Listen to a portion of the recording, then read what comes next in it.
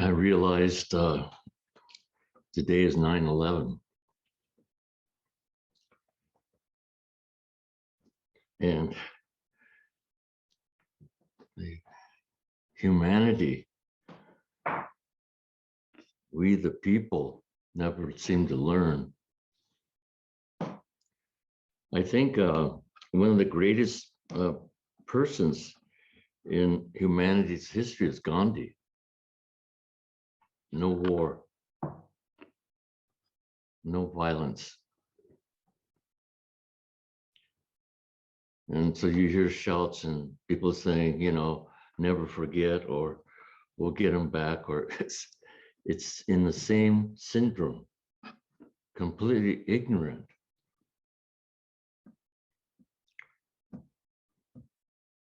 Yeah, such loss of life, such suffering, so much emotion, attachment, detachment.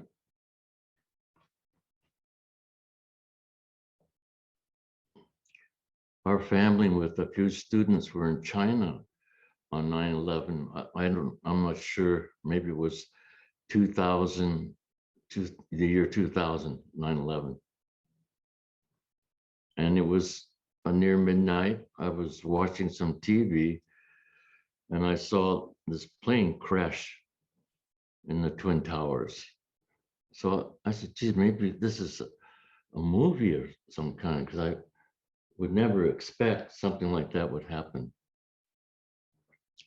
And then being in a foreign country, we were also worried how we're going to get out, or could we get home? Anyway, it's about death. It's about our very lives. None of us want to die. I want to live just as much as you do. But how we die is the whole point in practice.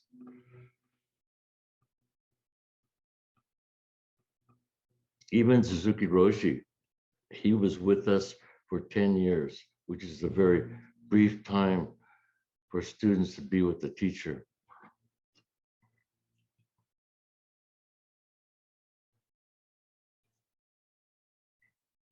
When he had cancer, he asked the Buddha if he could have 10 more years. Buddha didn't say anything. I think he died within a few years after that.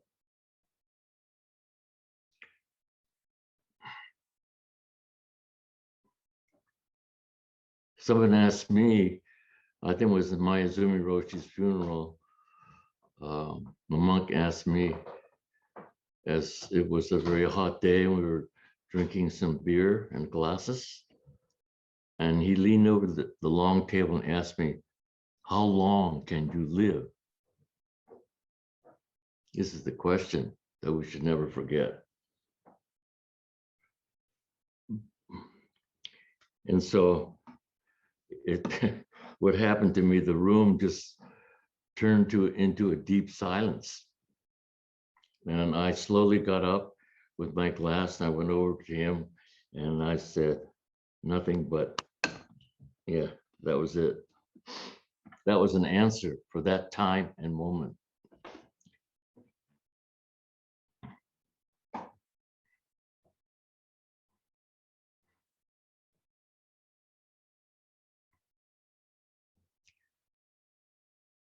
Yeah, things are not well in the world. I mean, we were in dire crisis. Someone mentioned the word compassion fatigue. We were all strung out, and all these things are happening in our little towns and big towns because of the emotional stress that we either accept or don't accept is right behind us. And we have to have some way to deal with it, just have some peace with it, not trying to suppress it, but to work with it, to work with how it hurts.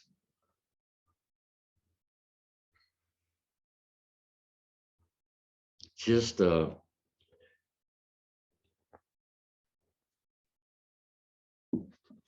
today, Nyoze phoned me up and sent me an email, and he also said that the 78th abbot of Eheji just passed away.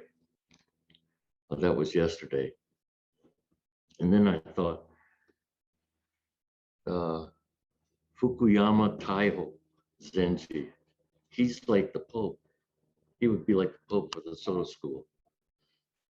And he was in the process of stepping down. And then I thought the Catholic Pope. And I started thinking about all these people that lead us, you know, that we feel support us. But he's gone. And someday we'll be gone. And I say practice is good because it'll help you to give up, to die. And, you know, the whole practice of Zen is about dying, believe it or not.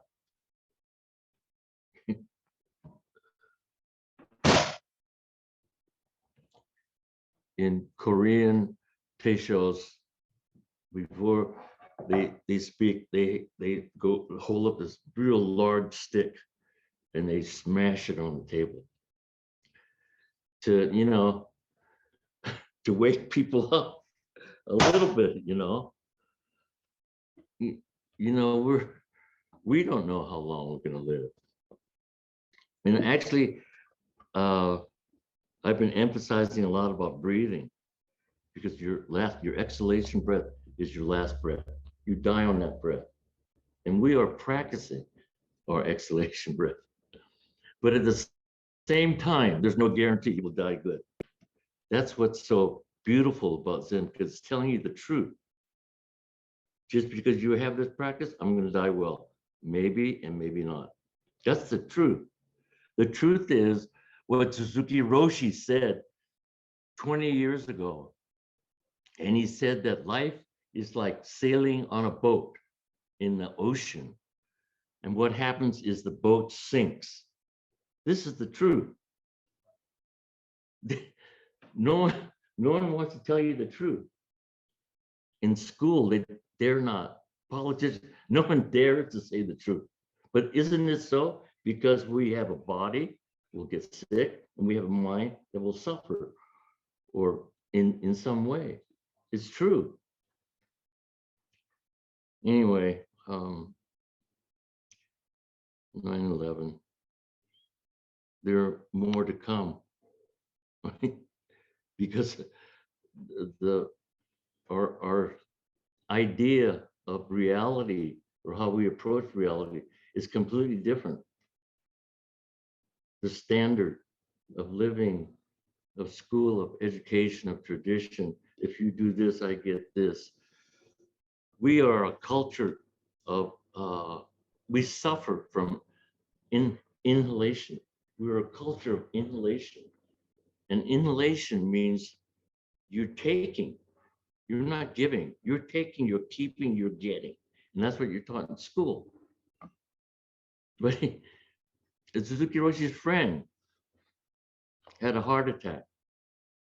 And he thought if he kept on breathing in, he wouldn't die.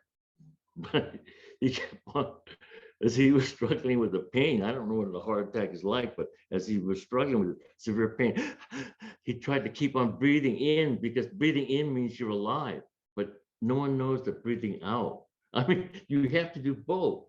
You can't do one. So we have to reverse the way we think, reverse the way we breathe, the way we act. And there's nothing like Zen training. You have to train. You can't say I'm good. You can't believe yourself into goodness. Any philosophy or religion, you have to train your body and your mind because it's been conditioned. That's our ignorance. I mean, on TV for some entertainment, we saw Tom Cruise in Top Gun. And geez, I was just amazed that one fighter jet, a Navy fighter jet, cost $30 million. I said, that would build a couple temples for people to practice peace and love.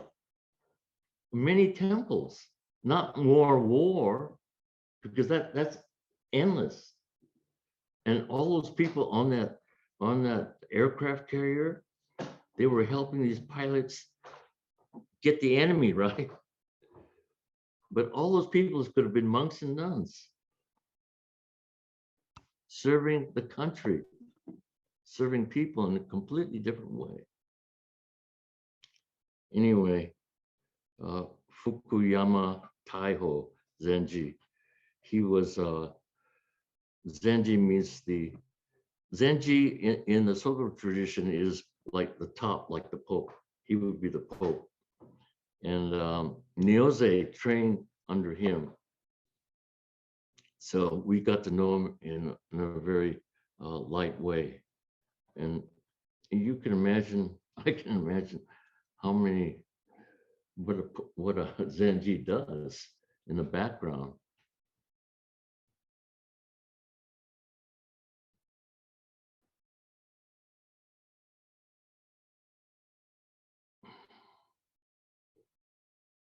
Anyway, it just made me think and start reflecting on actually, you know, what are we doing? What do you want to do? Where are you going? Not much place to go.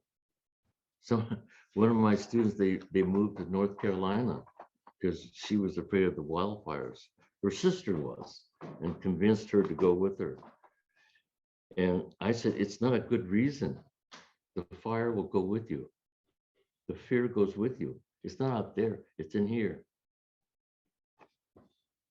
There'll be something else people have to contend with. So anyway, we were happy to receive this, and this is like, yeah, like a talk dedicated to Fukuyama Taiho Zenji. We could put this picture up on the bulletin board and people can see who he was.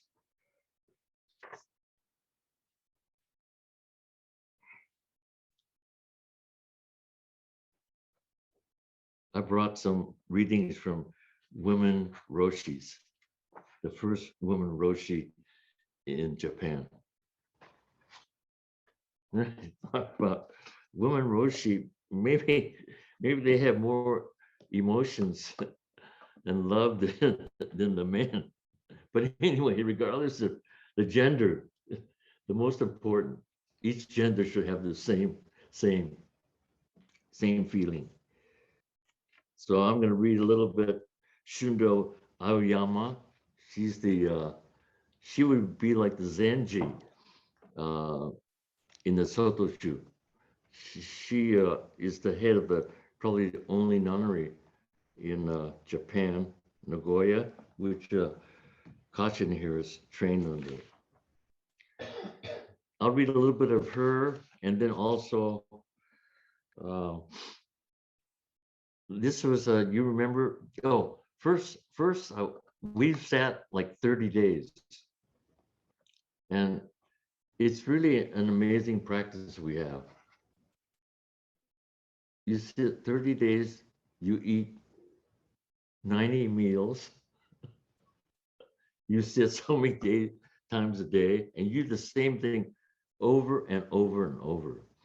And especially oryoki, it's a ritualized eating. But that is the way you relate to your life, with tools, with objects, with your daily life. It's actually everything is a ritual, but we don't know it. And in the ritual, you will discover who you are. It's not about ceremony. It's about who are you? What are you doing? Anyway, Anya, actually the Shuso was Kevin right there. He led the practice period for 30 days. And Anya Mills, Echo Mills, she's from Poland, and she was the Shuso in the beginning of the year during the winter. And she read this poem by the first daimyo. Daimyo, Mugai Daimyo was her name. Mu means no, Gai means outside. There's no outside. This is the problem. This is the training. Nothing exists outside. It's all here. If it continues to exist outside,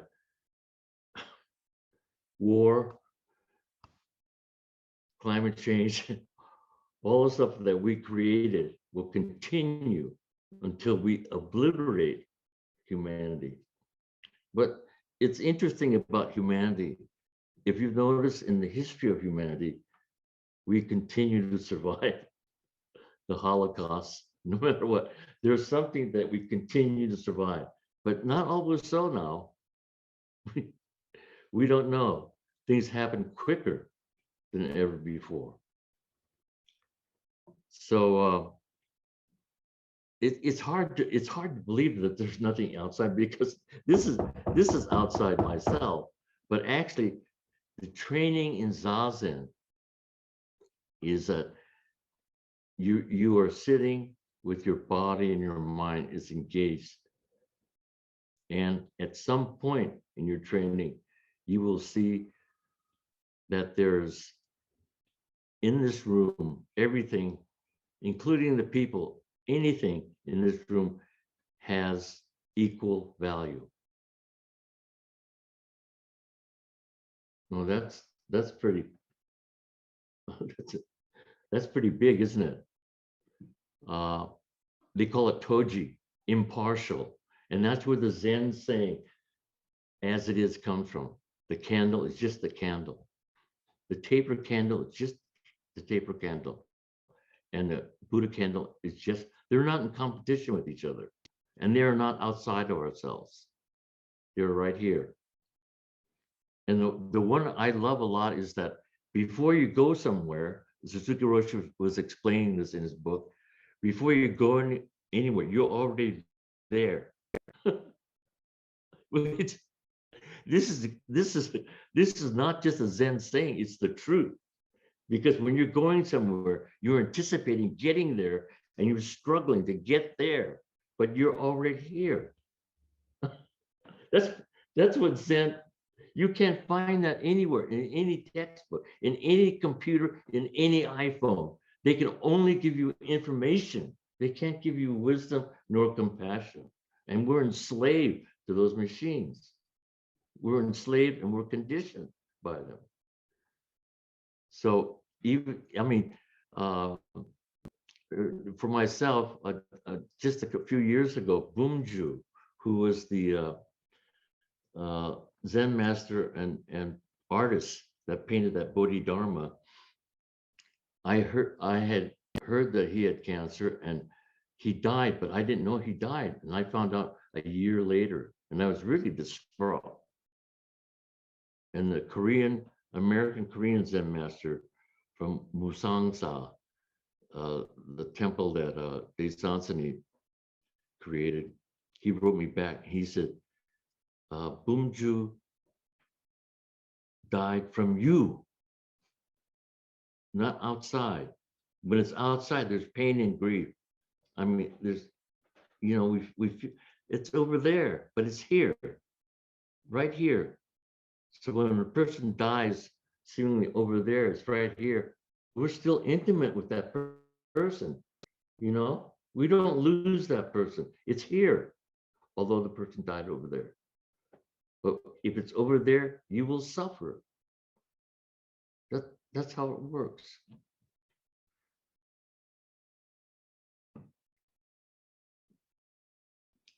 Anyway, this was the Shuso's message.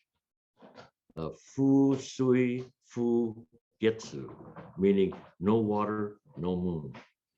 And this is an interesting theme she had, because In Zen, we connect moon with uh, enlightenment, or especially our enlightenment. Our enlightenment, our super enlightenment. We will be free of everything and perfect. But anyway, this is what it says.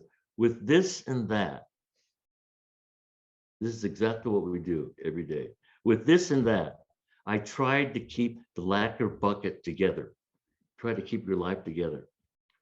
And then the bottom fell out. Where water does not collect, the moon does not dwell. And maybe it's hard to understand, I think, yeah? With this and that, you can understand that, because this is what we do in our regular life. We try to keep the lacquer bucket, our lives. We try to keep it together, but if I do this, and I'll get that. If I don't do that, you know, all these decisions we make. But the boat sinks. I mean, my Zen master's life is the boat sinks all the time. It's mistake after mistake after mistake. This is actually true. And then the bottom, of course, the bottom fell out.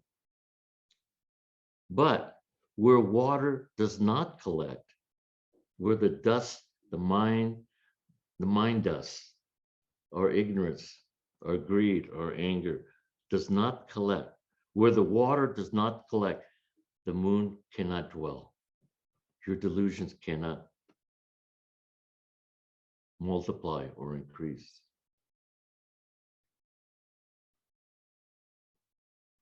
I thought I'd mention that because it's a female Shuso.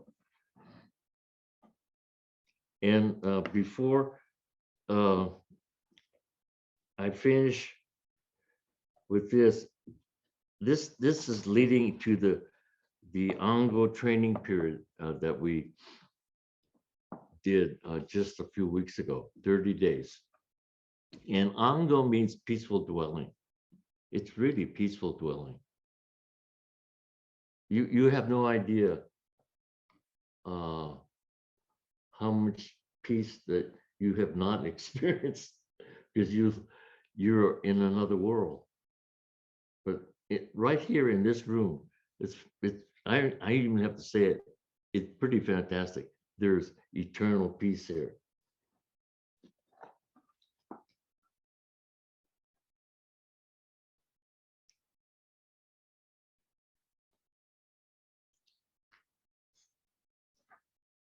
And we'll come to Shindo's theme a little bit later. This is Aoyama, and she is a Soto Zen teacher, probably the highest ranking teacher in Japan. And she wrote this when she was very young. She started when she was 5 years old. And you know, that's not young.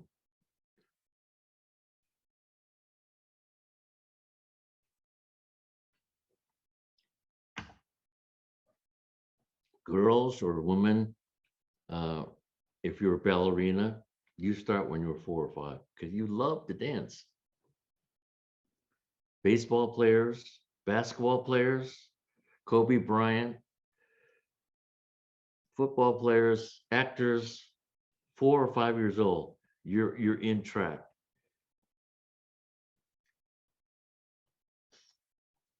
Oh, so this was the first chapter that the Shuso read, hearing the voice of the valley stream. It's really beautiful. Yeah, it's just not just beautiful, but it's from her own direct experience, what she realized. The water of the valley stream is always flowing. It races on, not pausing for even an instant. Its sound, to me, is the sound of time. The water of time glistens on the riverbed of the universe. though theirs is a much slower flow, like stones, trees, houses, and towns are flowing too. Living beings and all things that have life flow. Thought and culture too flow. That all these appear to be unchanging, but is a terrible delusion. I put the word terrible in there. I make every effort to keep things as they are, just as they are. That's Toji. Because human beings alone lament transience.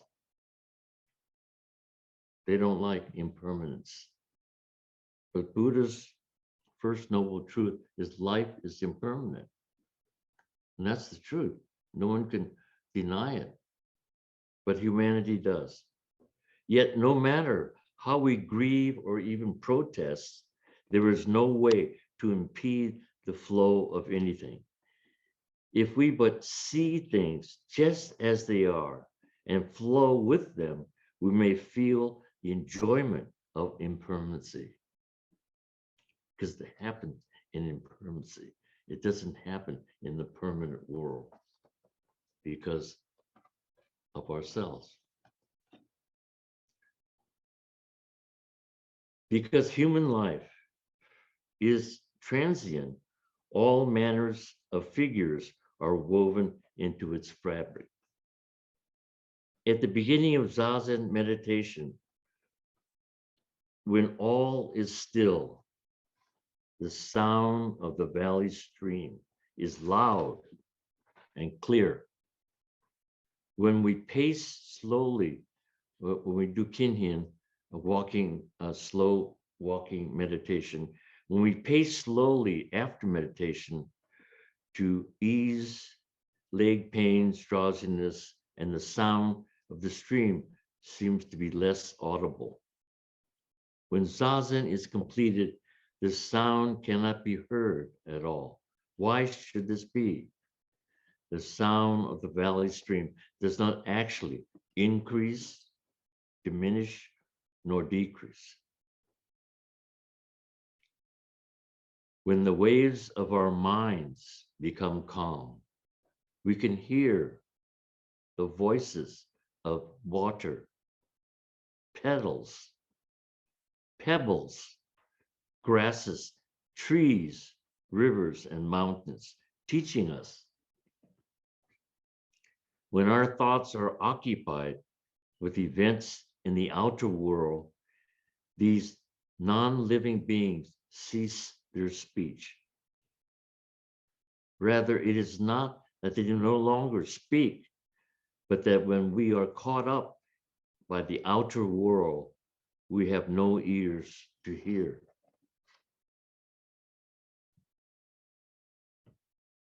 As it is with our ears, so it is with our eyes. When the mind's eye is clear, we see all existences naturally as they are. But the moment your attention is distracted by even a single thought of the outer world, that which is seen is no longer registered truthfully in our minds. We become blind, just as we become deaf to the sounds around us.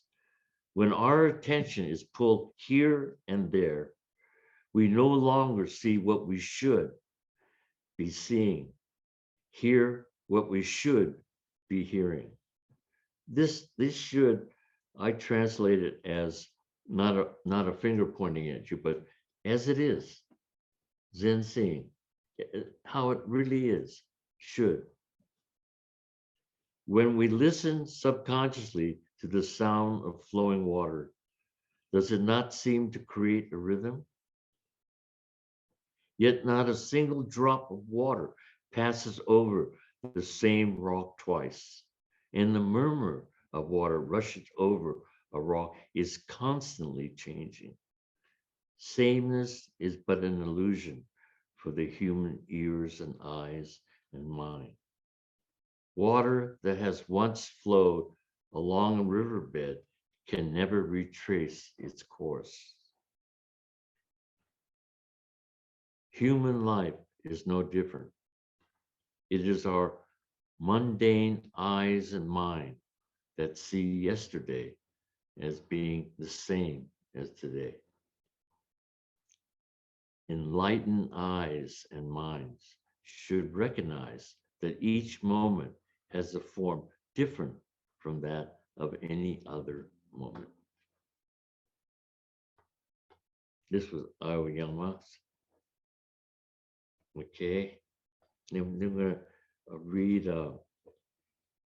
Shundo's poem. This may be a little bit different translation, and it's from the Mountains and Waters Sutra. Oh, first of all, I'd like to read you what a sutra is. And this is Hiji Kim, our good friend and translator scholar. His translation of sutras. And, you know, every morning we chant sutras, but, you know, what are sutras? But it, when you listen to this, it's not something you're chanting by heart, but it's okay. Sutra, these are Buddha's teaching. This is the Buddha Dharma. What is meant by sutras is the entire universe itself.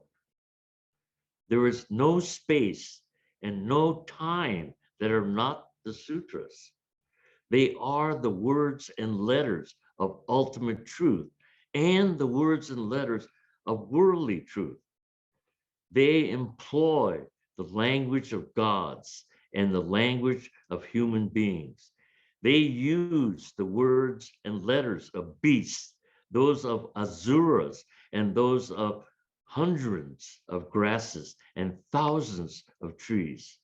For this reason, the long and the short, the square and the round, the blue and the yellow, the red and the white, all of which marshal on in a dignified way. Throughout the universe, in the 10 directions, are undeniably the sutras, words and letters and faces. Those words and letters are all regarded as the instruments of the great way and the scriptures of the Buddha Dharma. So this is what we're chanting. It's really profound. So, okay.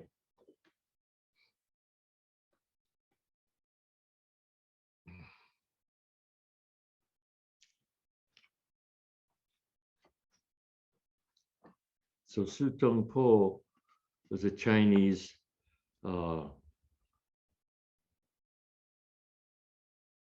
he wasn't a monk, but just a lay person. And he sat out one whole night by a creek on the slopes of Mount Lu. And therefore, that evening, he wrote this poem. The valley stream with its sounds is Buddha's long, broad tongue. The looming mountains is his wide, awakened body. Throughout the night, song after song after song. How can I share with others? Oh, I'm sorry. Song after song after song. How can I share this with others at dawn? So this is the more I read this is a pretty the question and the answer are within the poem.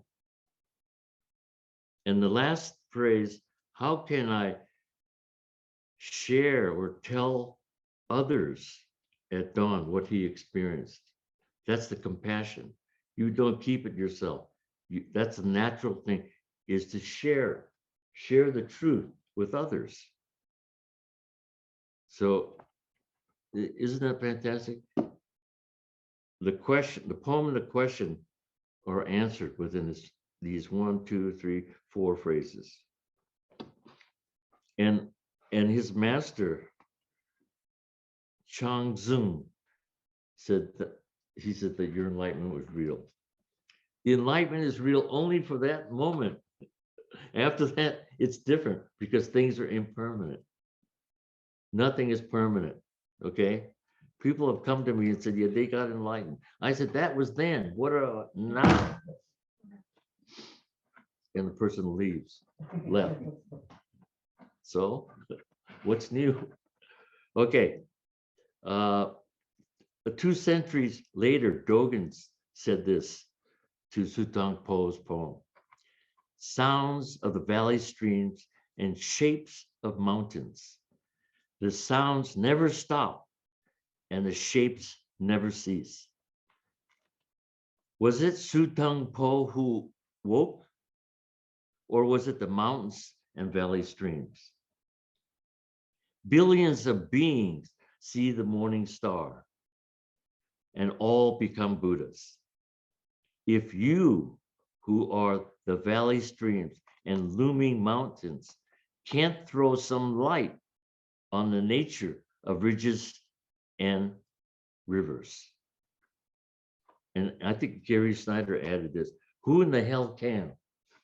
But actually Gary didn't. Neither did I. Who in the hell can?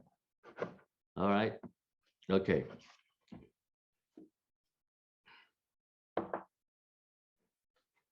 So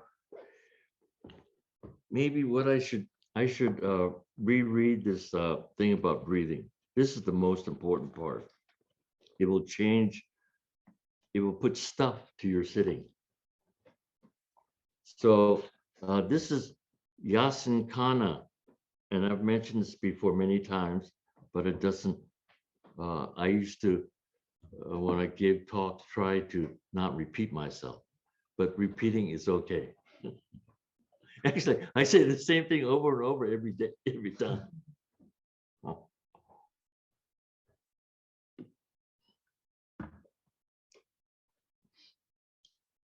Well, so Yasin Kana, what it means is that idle talk on a night boat. But even idle talk can be a means of realization. That's what's great about Dogen. Delusion can be a means of realization. Everything. Isn't that something? The realization is beyond good and bad. Okay, so Yasin Kana, this happened in say I think it was like the 18th century, and this has been in publication ever since then, continuous publication. And it's written by Hakuin. Hakuin was a Rinzai, a very illustrious Rinzai Zen master. He could paint, he could write, he could do almost everything. And he was a great storyteller. So as he was telling the story, this man in this village went to Kyoto. And in those days, you were lucky to even have a horse. I mean, that you could ride to go, but no one did. And so the villagers were all surprised that he went to Kyoto. So they asked him about, how was it? You please tell us what's going on there. And he said, he lied. And he said, well, it was dark. And it was at nighttime. So my boat, I couldn't see anything from my boat. So this is the idle talk on a night boat. And so in those days, there was no technology, and young students, young monks, and they threw themselves into zazen. They didn't eat, they didn't sleep, and therefore they got what they call the Zen sickness. Be careful. No, you won't get it, because what it is, what Zen sickness is in those days was that they pushed themselves so hard that the fire started rising, and it went through their lungs, And in those days, they call it consumption, but actually it's tuberculosis. And so Hakuin cured himself of tuberculosis by breathing. And what he did, but he's telling the story like there's Haku Yu, that he went to visit this sage living in this cave far away. But actually, it was him. He discovered this method. And it's not just introspection meditation, but also he was able to solve the greatest koans in his life. So what he did was that because the heat is going up, he reversed it and put it back down. There's an old adage that for living beings, you should keep the below the navel warm, and you should, above the navel, you should keep cool. People who think a lot, you get hot. the energy is in stagnating up there. Okay, you got to bring it down, and especially for zazen, because when you bring it down, there are less thoughts, much less. Okay, so what he did was that he laid on the ground or on the floor, and he breathed through his lower back, and he breathed through the tanden. There are 3 tandens, here, here, and here. But the one we emphasize is the one down below the navel. Tanden means cinnabar field. It's 2 inches below the navel, and the kikai is 1.5 inches. So it's the kikai is within the tanden. And you know that when you go to Chinatown or places like that, you see these Buddhas with big bellies. This is what it actually really means, not the fortune or the the fortune is right here. Your fortune, your treasure is right here.